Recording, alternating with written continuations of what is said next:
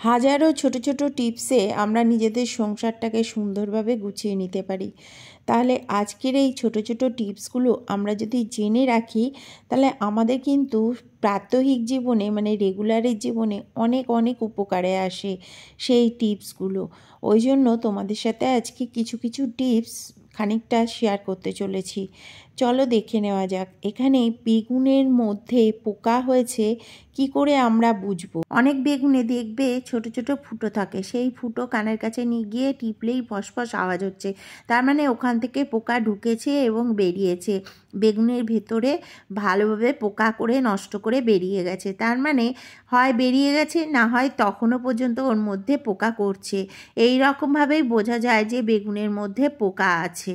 পরের টিপসে চলে যাই। আমরা পরের টিপসে এখানে বেশ খানিকটা গরম জল করে নিচ্ছি আর বোরোলিন একটা টিউব দিয়ে দিয়েছি আর ওটাকেও গরম করে নিয়েছি টিউবটাকে। আর এখানে দেখো বেশ খানিকটা সেই উষ্ণ জলে, মানে গরম জল না, উষ্ণ জল করে নিয়েছি। সেই উষ্ণ জলে গ্লিসারিন সাবান দিয়ে আমি ভালো করে আমার হাতটা পরিষ্কার করে নিচ্ছি। খুব সুন্দরভাবে ময়লা পরিষ্কার করে নিতে হবে।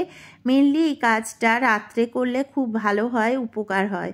এইবার এটাকে ময়লাটাকে পরিষ্কার করে নিয়ে ভালো করে গায়ের ময়লাটাকে পরিষ্কার করে ধুয়ে নিয়ে এইবার আমি একটা শুকনো তোয়ালে বা গামছা দিয়ে ভালো করে গা হাতটা শুকনো করে মুছে নিতে হবে। যেসব জায়গায় সাবানটা মাখবো আমরা সেসব জায়গা ভালো করে মুছে নেব শুকনো কাপড় দিয়ে। মুছে নিয়ে এইবার চলো পরের স্টেপে যাওয়া যাক। আমরা বোরোলিন খানিকটা নিয়ে নিচ্ছি। ওই বোরোলিন নিয়ে এইবার গায়ে দিচ্ছি, কিন্তু আমরা বোরোলিনটা নিয়ে এইভাবে গায়ে আমরা ব্যবহার করব না। বোরোলিনটা তো ভেতরটা গলে গেছে, কিন্তু এইভাবে ব্যবহার করলে হবে না। সেই গলা বোরোলিনটাকে আমি একটা ছোট্ট বাটিতে এবার আস্তে আস্তে ঢেলে দিচ্ছি আমার যতটা লাগবে। এইবার বোরোলিনটাকে আরেকটু গরম করে সুন্দরভাবে নেড়ে নেব।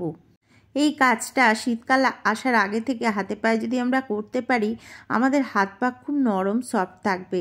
আর প্রতিদিন রাত্রেবেলা এই কাজটা করতে হবে, ঠিক আমি যেভাবে দেখালাম সেইভাবে। তাহলে স্কিনটা ভীষণভাবে পরিচ্ছন্ন থাকবে, সুন্দর থাকবে। পরের টিপসে চলে যাচ্ছি। এখানে 8-10টা ন্যাপথলিন আমি নিয়ে নিয়েছি। ন্যাপথলিনের গন্ধ সবার সহ্য হয় না, ওই জন্য নাকে কাপড় জড়িয়ে নিয়েছি। 1.5 গ্লাস জল দিয়েছি, এর মধ্যে 8টা ন্যাপথলিন দিয়ে ভালো করে ফুটিয়ে নিয়েছি।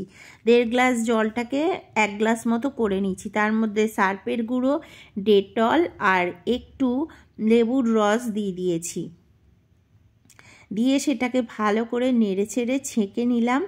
গুলে নিয়ে ছেঁকে নিয়ে এবার একটা স্প্রে বোতলে ভরে নিয়ে, যেসব জায়গায় সিঙ্কে বেসিনে পোকামাকড় হয়, দুর্গন্ধ বেরোয়, সেসব জায়গায় এই জিনিসটা দিলে অনেক সময় পোকামাকড় দুর্গন্ধ আসবে না।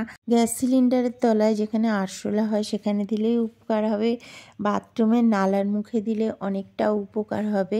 কাঁচা টমেটো এভাবেও রান্না করা যায়, অনেক সময় কেটেও রান্না করি। লবণের সাথে আস্তে আস্তে কাঁচা টমেটো তেলে ভেজে নিয়েও রান্না করা যায়। তো তেলে ভাজার পরেও কিন্তু টমেটোর ভিতরে কাঁচা থেকে যায়, তো সেইভাবে আমরা রান্না করতে গেলে তখন সমস্যা হয়।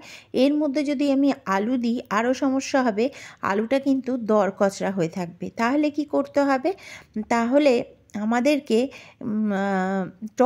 পাকা টমেটো কিন্তু ভাজার পরে নরম হয়ে যায়, কিন্তু কাঁচা টমেটো হয় না। ওই জন্য সেই কাঁচা টমেটোর সাথে আলু দিতে গেলে কাঁচা টমেটোটা ভালো করে সিদ্ধ করে নিয়ে আর আলুটাকে আলাদাভাবে সিদ্ধ করে নিয়ে তবে দুটোকে একসাথে মিশিয়ে ব্যবহার করতে হবে, তাহলে কোনো সমস্যা হবে না। পরের টিপসে চলে যাই। দাদাভাই এখানে একটা বাদ দেওয়া পুরনো ব্রাশ নিয়েছে, আগুনে পুড়িয়ে ঠিক এইভাবে মুখের দিকটা ঝুঁকিয়ে নিয়েছে গোল করে, তার সেটা একটু ধুয়ে নিয়েছে, কারণ সেই গোল পোর্শনটা যাতে স্থায়ী হয় ওই জন্য ঠান্ডা জলে ধুয়ে নিলে পুনরায় আবার বেঁকে আসবে না। আর ওইভাবে বোতলে যখন আমাদের গলার কাছটা দেখবে আয়রন পড়ে, তখন বোতল পরিষ্কার করতে প্রবলেম হয়। ব্রাশটা ওইভাবে নিয়ে সাবান দিয়ে সহজেই পরিষ্কার করে নিতে পারবো। জুতোর ওপর পোর্শনটা উঁচু থাকে, মাঝখানটা ওই জায়গাটায় যে জুতো ব্রাশ, কালি করার ব্রাশ, সেটা দিয়ে কালি করতে গেলে অনেক প্রবলেম হয়, হতেই চায় না।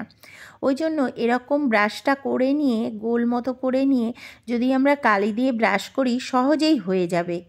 এই মিক্সিং জারে প্রথমে আমি বলবো, এই যে আমাদের এই ব্লেডগুলো রয়েছে মিক্সিং জারের মধ্যে, এই ব্লেড অনেক দিন হয়ে গেলে ধার নষ্ট হয়ে যায়। সেই ধারটাকে আমরা কিভাবে এই লবণ দিয়ে ধারটাকে রেডি করব। ধারটা এসে যাবে লবণটা দিলে। চলো তাহলে আমরা দেখে নিই। মিক্সিং জারের মধ্যে আমি সামান্য পরিমাণে লবণ ঢেলে দিলাম। এইবার চলো দেখে নিই কীভাবে করতে হয়। এইবার এটা খুব সুন্দরভাবে ধার হয়ে গেছে, দেখলেই বুঝতে পারবে। ব্লেডগুলো খুব সুন্দরভাবে সাইডগুলো ধার হয়ে গেছে।